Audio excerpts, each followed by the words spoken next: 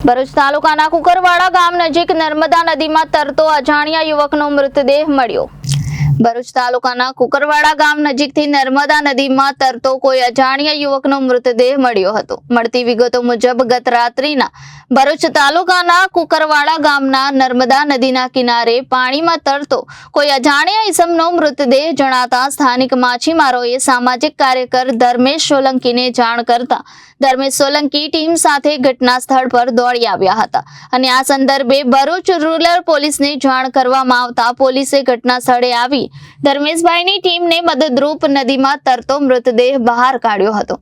આ મૃત ઈસમના જમણા હાથ પર હિન્દીમાં સુમન લખેલું હતું। આ મૃતદેહ ડીકમ્પોઝ હાલતમાં હોય એમ થોડા દિવસ પહેલા જ તેનું મોત થયું હોય એમ જણાતું હતું।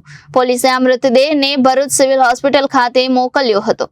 પોલીસે આ સંદર્ભે જરૂરી કાર્યવાહી હાથ ધરીને મૃતકના વાલી વારસોને શોધવા કવાયત હાથ ધરી હતી।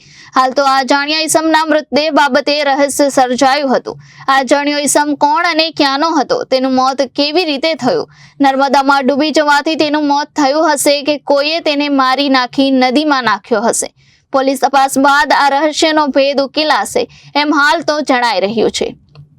Reporter Viral Gohil, Janadesh news, Bharuch.